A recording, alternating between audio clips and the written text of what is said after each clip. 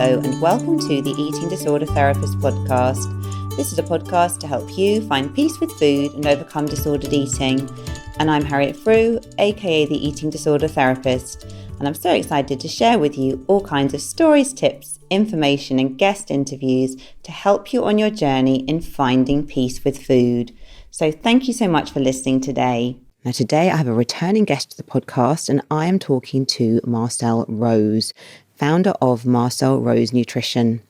Marcelle specialises in helping women beat binge eating, bulimia, emotional eating and yo-yo dieting so they can make peace with their body and heal their relationship with food. And she acknowledges that for many people that this is a transformational experience so they can reclaim their life. Marcelle is a BANT registered nutritionist and health coach with specialist training in eating disorders and behaviour change, being a Master Practitioner from the NCFED, the National Centre for Eating Disorders, plus having undertaken further training in Socratic Questioning for eating disorders and body image. Today, Marcelle is going to do a deep dive into binge eating. She's going to explore common factors that contribute to people developing binge eating behaviours. Marcelle will talk about what distinguishes normal eating from disordered eating. And she's also then going to give some practical steps to begin the process of overcoming binge eating and healing your relationship with food. So much information packed into this conversation. I hope you enjoy it. Hi, Marcelle. Thank you so much for coming back on the Eating Disorder Therapist podcast. Oh, thank you for having me back. It's great to be back. So, Marcelle, for people that don't know you, can I get you to introduce yourself first, please? Yes, so I am a BANT registered nutritionist and coach, but specialise in working with people with eating disorders, disordered eating and emotional eating. So really helping people to heal their relationship with food and looking at all the different sort of aspects of that and trying to help people kind of basically reclaim their life from what is very distressing for them. Oh, no, fantastic.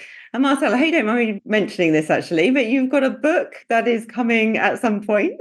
Yes. Oh, gosh. Yes. Thank you for mentioning. Yes, it has been a bit of a process. I'm still working on it, but I'm hoping that soon it's going to the editing stage. So I'm really excited about it because it has been a massive task, but I've enjoyed doing it. And I really want to be able to offer people the chance to be able to start working on their relationship with food. And particularly this is about binge eating and emotional eating, because obviously not everyone can access that sort of one-to-one support. It's my mission to help as many people as possible with it. Yeah, well, fantastic. And we did talk about you possibly coming back, didn't we, when your book is released. So keep us updated. I will do. Thank you. Marcelle, we're going to talk about binge eating today. And I know this is a hugely popular area actually on the podcast. Always, these are the most downloaded episodes. So I think it's definitely something a lot of people are struggling with. But I think even though it's talked about a lot more, there's still a lot of shame around binge eating. And I think people find it really hard to talk about. Do you sort of find that yourself in your practice? Yeah, there's so much shame. And whenever I have a call with someone, because I always speak to somebody before I start working with them, and people are quite surprised to find out that there are so many other people struggling with similar challenges. They do feel so much shame and guilt, and it's a very secretive thing for them. And yeah, I think it's just people don't realise that it's such a big challenge for many people, and actually they're not on their own. They're not the only ones, that you can work on it and you can overcome it. So Marcelle, what exactly is binge eating? Because I think it's a term that gets bandied around quite a bit and it's sort of almost used in everyday conversation, isn't it? Where people might be talking about binging, but maybe they're not really binging. What do we mean when we talk about binge eating in terms of sort of eating disorder, disordered eating sense? Yeah, so I think some people do talk about binge or think that they've necessarily had a binge, but yeah, they might just use it kind of as a saying. But really, there's a number of different criteria that binge eating disorder, the eating disorder, you have to meet that criteria. And they might be things such as it's usually eating a large amount of food in a very small space of time and extremely quickly, and followed by feelings of extreme distress and guilt. It's often eating in secret, And it often feels very much like a trance-like experience and something that feels very much out of control. I think for some people, they talk to me, they might call themselves a binge eater, but actually they might be more of a sort of grazer or emotional eater in some way, but might not necessarily meet that criteria of that very fast eating in that short space of time and usually a large amount. Though for some people, their perceived amounts are different to others. So that can vary with person to person. Well, thanks for clarifying that. And what factors contribute to binge eating? I know this is a big question, but what do you think are the main different sort of things that contribute to it? Yes, I would say there are a number of different things. I would say, first of all, just thinking about what your food world was like when you were growing up.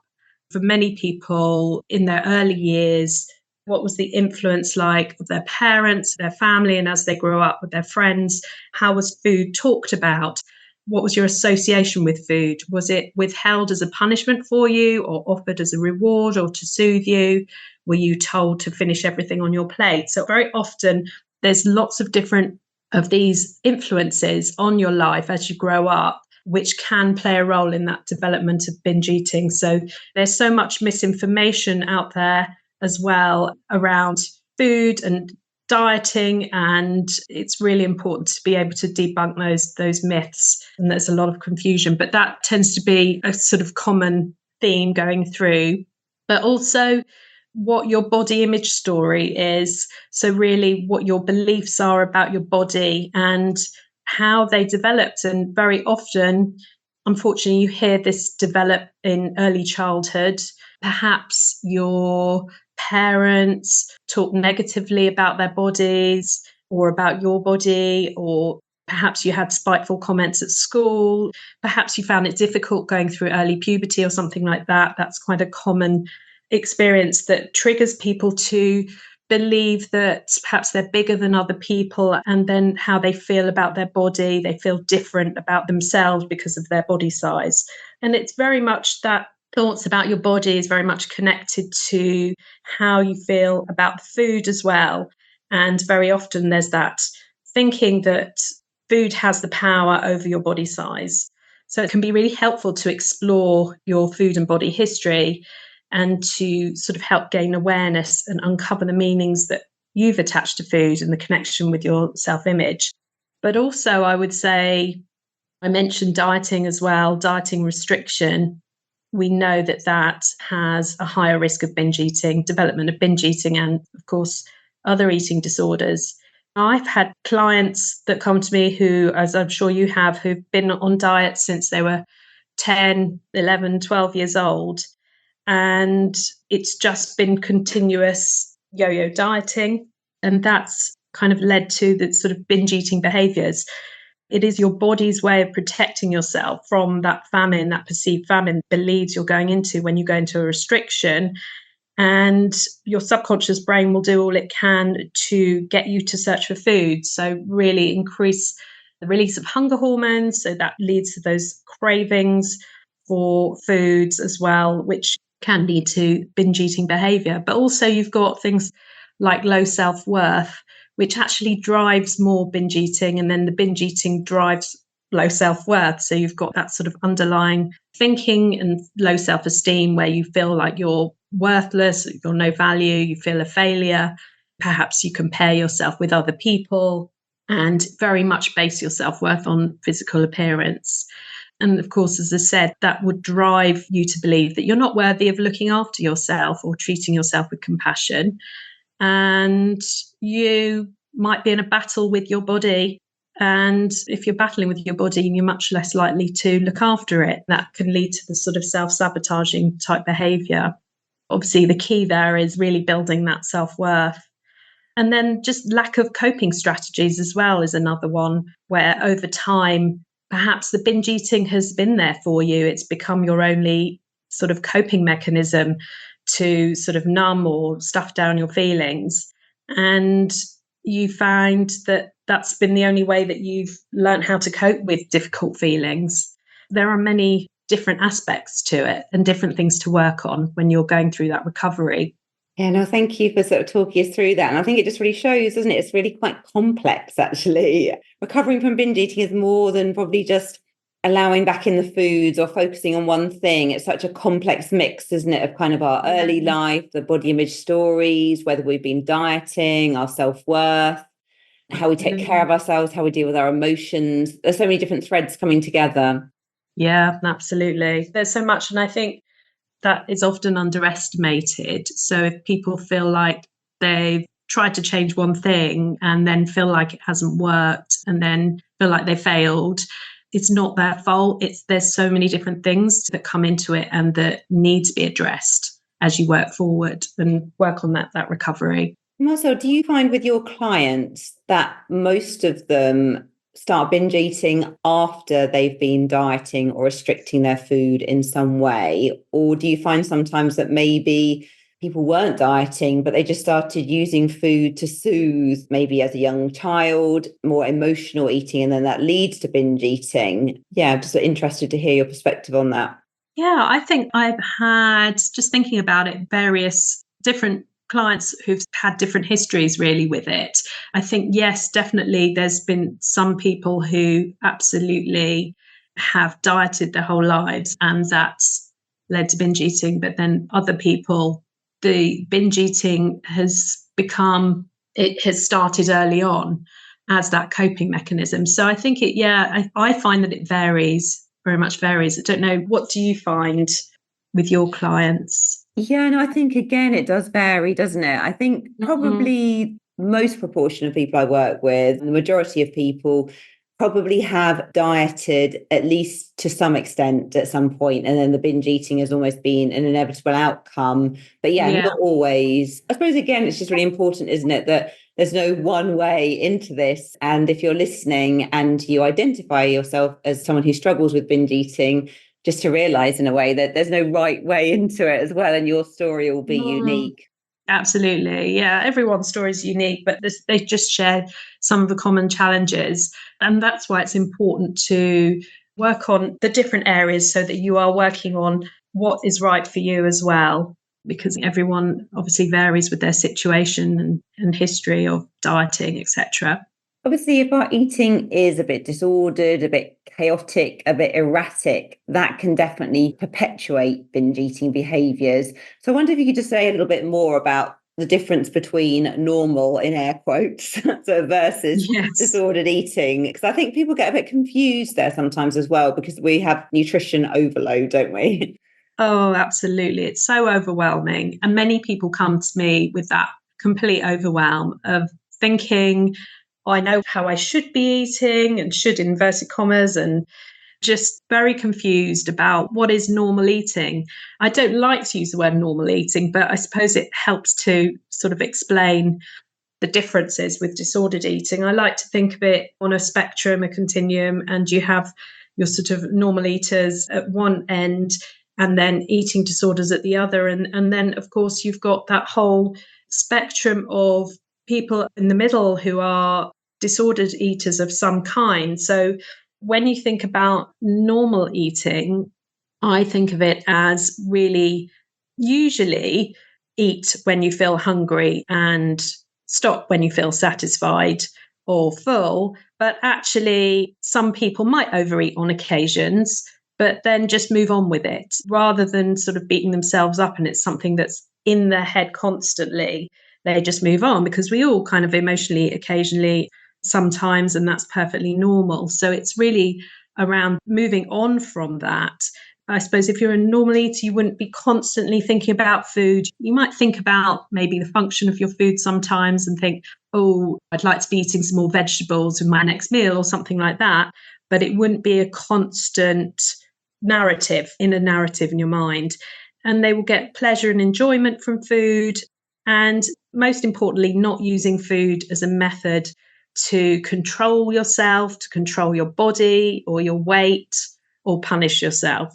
So I would say those are what would kind of constitute normal eating. But disordered eating is really when you're constantly thinking about food, analysing everything about the food, maybe the calories or everything else, anything else in the food, having a lot of anxiety around the food, perhaps being secretive about eating, having a lot of rigidity and rules. And it's interesting because this is something that I often talk to my clients about, their rules. Well, we always end up talking. And initially, some people might believe that actually they haven't got any rules. And when we start to talk through, they're quite surprised to discover that there are a lot of rules there and really not much enjoyment in the eating process. And I think with binge eating, I don't know if you find this with your clients, but I certainly with mine, people usually say, no, I'm not actually getting any enjoyment from a binge. For some people, the sort of dopamine hit that they might get is even just thinking about buying the food for the binge. So even before they get to eating the food, they've already kind of lost that sort of boost from it. And of course, all the critical thoughts that just go on is really very much defines that disordered eating. Time for a short advertisement break. Now, I know we talk a lot about food freedom on this podcast and how important it is to take care of yourself mentally and physically as you learn to navigate a culture inundated with toxic messaging. One of the best ways to take care of yourself is through exercise, but I know it can be really hard to find an exercise program that isn't rooted in these toxic messages and doesn't feel triggering. Well, I recently met Katie, the owner of an amazing new exercise company called WeShape. WeShape doesn't focus on calorie counting, tracking how much you work out, or making you feel bad about your body to get you motivated. Instead, they create a customized exercise routine for you that helps you connect with and care for your body rather than feel the pressure to change it.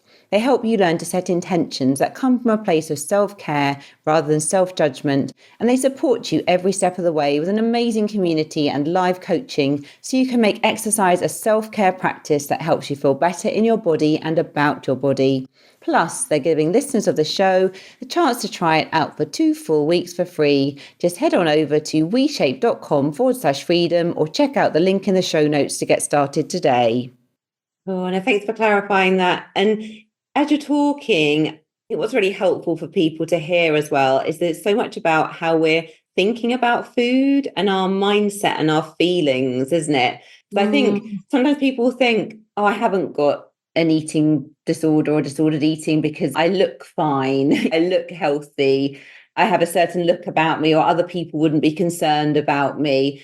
But it's so much about how we're thinking, isn't it? And when you're in a disordered eating place, there's not a lot of peace there, is there? There's a lot of preoccupation, a lot of anxiety, a lot of fear. When you're in that more kind of air quotes normal eating place, you're kind of just like living your life, aren't you? With food gently going along in the background, you know, bringing pleasure, bringing satisfaction, bringing fuel. But it's not something that you're like obsessing over 24/7. Yeah, no, absolutely. Absolutely. It's a big difference. The mindset is such an important part of it. So Marcelle, when you're working with people to work on their binge eating, what sort of steps do you take them through? Because I guess, you know, you talked at the beginning about all the different things that can contribute towards binge eating. And it might feel a bit overwhelming, I guess, to think, oh my goodness, where do I even start? So could you just give people a little bit of a roadmap if they are listening? Yeah, absolutely. I mean, it can feel extremely overwhelming. So I like to just keep it very, very simple for the beginning. And when I'm working, it's a very much kind of a coaching process. So we are very much working on small steps, not trying to overhaul everything in one day. Start to take each step at a time, small step at a time, whilst you're building those kind of tools, you're learning some key strategies so that you can gradually move along and become better equipped to deal with it. The first thing that I often say, and I've written a guide to help people with this, just because people don't really know where to start. And so I wanted to keep it very simple and help people with this. So this is what I would say as well. The first step in my guide and what I would say is really about establishing regular eating patterns. So don't even worry about what you're eating initially. It's just literally, am I eating breakfast, lunch, dinner? Because so many people, they've been playing around with fasting and skipping meals, and especially earlier on in the day. I find with a lot of my clients that they are not feeling that hunger early on in the day and thinking, they say to me, I don't understand it because I've been good in the earlier. And as soon as I started eating, then it's all kind of turned into a bit of a free-for-all, and then the binging happens later, etc. And we know from the research that actually you're much more likely to consume a lot more if you are skipping those meals at the beginning of the day. So if you eat at regular meal times, that's one of the sort of basics. So add in a breakfast. I know that some people fear feeling hungry or don't feel hungry early on in the day. So I would suggest, if that's the case, start with something small. And once you get into a routine, you'll begin to notice more of a healthy morning hunger, which is actually a really positive thing. I know for many people, they don't want to feel that. They're scared of feeling that, but it's actually a positive thing. And it means that you can start really addressing the sort of the balance of your eating. I would say that's really the first step to start with. And it kind of sounds simple, but I know for a lot of people, even that is a big deal. So it's working towards that. And then I would say the second step would be trying to tune into your appetite a little bit more. I would say, whether even if you think, as I said, you're not hungry at certain times, stick to your regular eating no matter what. But this is just more of an awareness exercise as you start to build up that understanding of yourself and your appetite. So it's really, I provided in my guide a hunger scale that you can use to help with this. So it just helps you to notice where you are. So at one end is extreme hunger. The one at the other end of the scale is feeling completely full to the point of discomfort and perhaps feeling sick even, which is quite common with binge eating, for example. But in the middle, there are lots of steps within your appetite. It's not just I'm really hungry or I'm really full, but there is lots of nuance to try and tune into, actually, where am I on the scale right now? And that can help you to then think about, well, if I'm allowing myself to get over hungry, that's much more likely to lead to a binge. It's starting to tune into that. It can take time. And I would say that for some people, particularly if they're with ADHD or autism, will find it harder to recognize those appetite signals. But if you find it hard, still try and check in and try and just notice, okay, before I eat, where am I on the scale? And when I finish my meal, where am I on the scale? And it's not about having judgment and thinking anything about yourself. It's literally just about trying to see where you are and think, okay, perhaps I've sort of ate a bit more than I was comfortable with this time, but what can I do differently tomorrow? So it's more about that observation. And then my third step, I would say, is really to incorporate snacks, but with intention. If you incorporate a snack, if you need it, it's really about consuming a specific food, a set point in time. It's having that intention is very different to kind of mindless eating or turning to kind of snack foods for a binge, for example. If you do find that you are going for long periods of time without eating between, say, lunch and dinner, and you're getting overly hungry, then perhaps that's a good time to put in a snack. That's where relating back to the hunger scale can help you make that decision and help you be prepared as well. So it's about being prepared in advance with what you're going to actually eat. Doesn't mean something sweet necessarily. It could be a number of different things, but trying to perhaps include some protein in there, some natural fats and more complex carbohydrates. So I'd say those are probably the first three things to really just focus on initially, to just start to get that regulation, and that will help stabilize your blood glucose as well. So you're not getting such intense cravings then throughout the day. Yeah, and I guess it all needs a bit of practice and repetition, doesn't it? Because I think sometimes we can launch into trying to sort of overhaul our eating. And I guess if your eating has been in a very sort of chaotic and disordered place, it might take quite a few weeks to build up to sort of a more regular eating plan, and to even begin to notice like hunger cues, Yes. and to give yourself permission to have those snacks. So I think it's permission, isn't it, to engage with the long game, really, and take your time with this process. Absolutely. You're so right. Yeah. I mean, just doing the regular eating, as you say, can take time to get into, but it's all about repetition. and practice, and not beating yourself up if you haven't had a perfect day, because we're not trying to achieve a perfect day.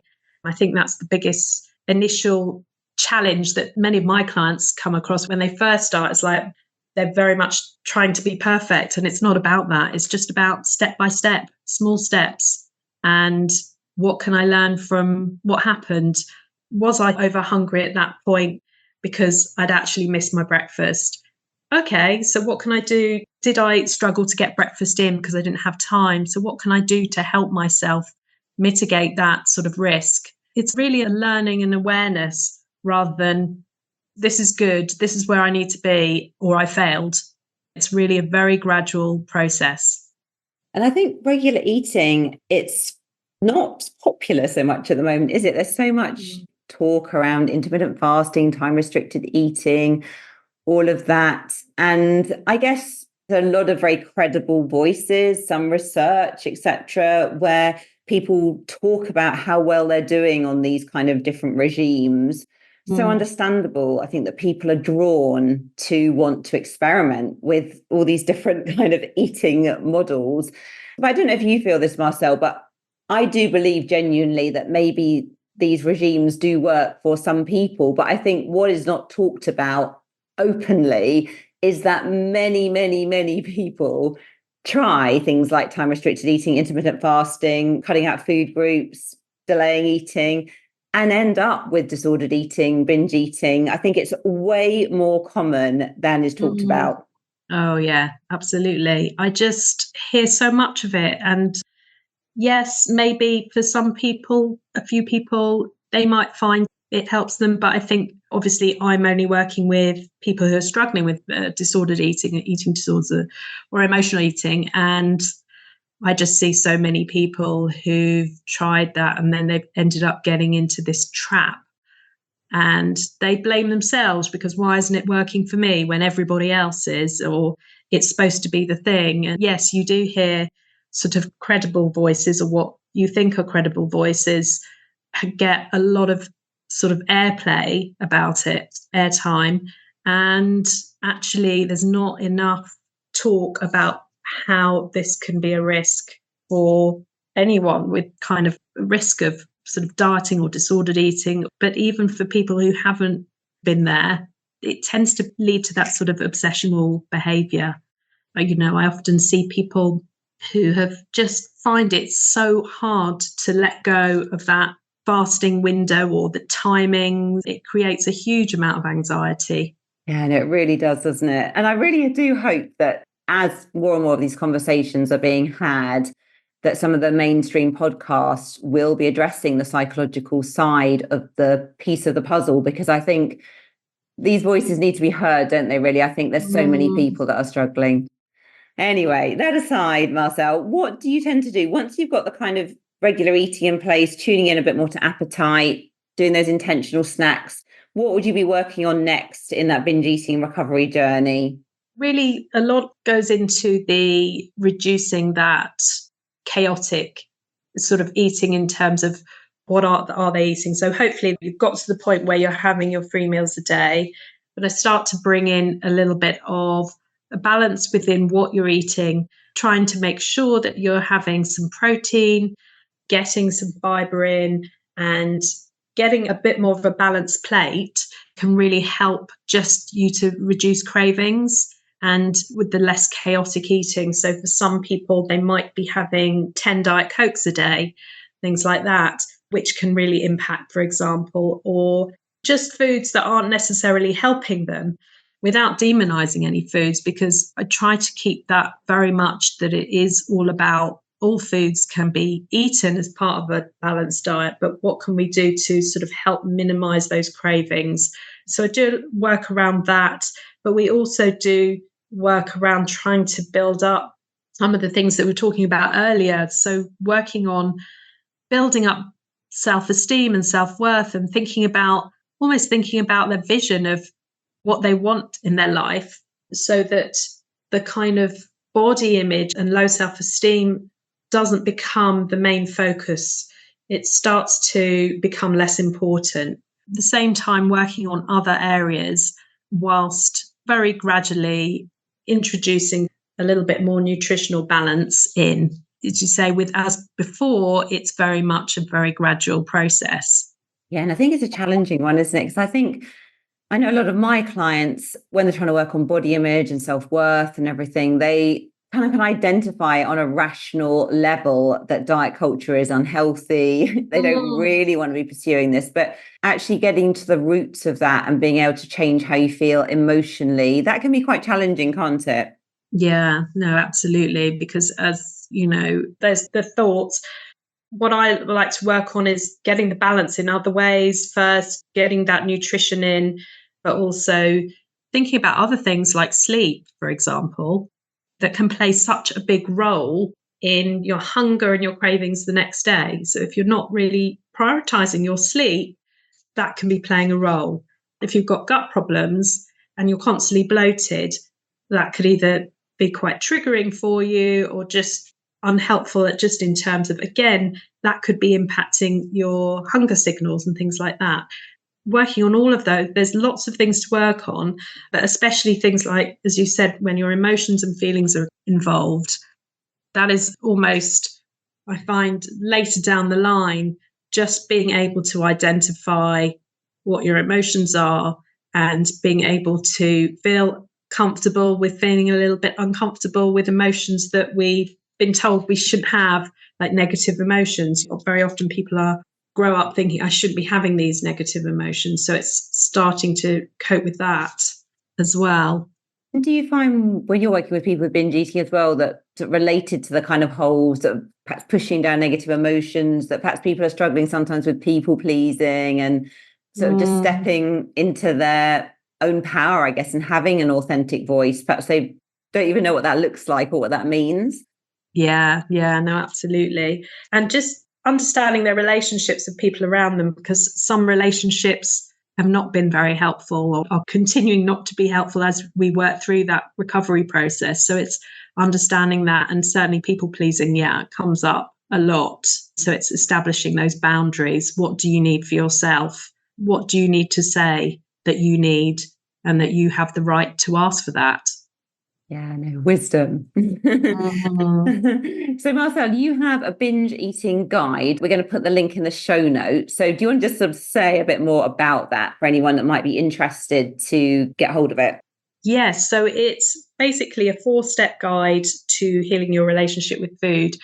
And it is very much on the lines of what I've talked about. It takes you through the steps, the 3 steps that I talked about, plus another step. It has some journaling pages in there, which helps you to do your appetite, to sort of have that appetite awareness. And it helps you to start to notice where there are risky situations or difficult situations, and where you can create some change and do something a bit differently. So it's a 4-step guide. I want to keep it really quite simple as possible, because, as you know, we've talked about, everything can feel very overwhelming. So it's really about understanding snack ideas as well in there, and just simple place to start with those 4 steps. And I hope that people will find that a helpful way to start, because it just can feel too much otherwise. I think you're just scrabbling around for different bits of information on how to even get started.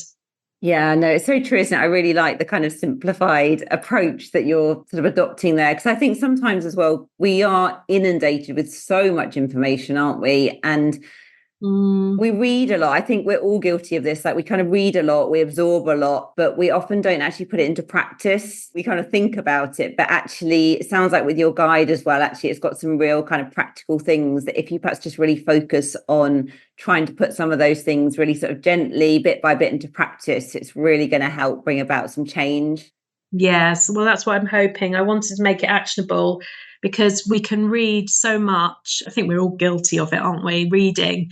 But if we're not taking the action, then nothing's going to change. So it's really important to just get started without getting overwhelmed with all the noise out there. Yeah, here. So Marcelle, where can people find you if they want to get in touch or book a consultation or all the good things? Thank you. Yes. So my website is marcellerosenutrition.co.uk. You can get in touch with me on Instagram. Come follow me there at Marcelle Rose Nutrition. And also I'm on Facebook and Marcelle Rose Nutrition as well. And I also have a Facebook group called the Food Freedom Collective, which is a free group to join. And I do weekly bite-sized videos to just talking about healing your relationship with food, really, and to sort of try and give you some practical steps and things to do. And I'm in there for kind of weekly support and any questions that come up. So do come and join me there as well. Okay, fantastic. We'll put the links in the show notes, Marcelle, and I'm sure that people will be after your guide and also will probably be wanting to get in touch with you via the various means. Thank you. Thank you. Yeah, so thank you so much for coming on again. Really appreciate you sharing your wisdom all about binge eating. I know people are going to find this really, really helpful. And please do come back again when you are launching your book, because I'm sure people will be pleased to hear about it. Thanks so much, Harriet. Thanks for having me. So I hope you enjoyed this conversation just as much as I did. Do go and check out all of Marcelle's info in the show notes. If you're not following me already on Instagram, do seek me out at the Eating Disorder Therapist _. And for further support with your relationship with food, do go to the eatingdisordertherapist.co.uk. If you enjoy this podcast, I would be so grateful if you would follow, rate and review, as it helps it reach so many more listeners. Thank you so much for listening today, and I look forward to sharing another podcast episode with you very soon.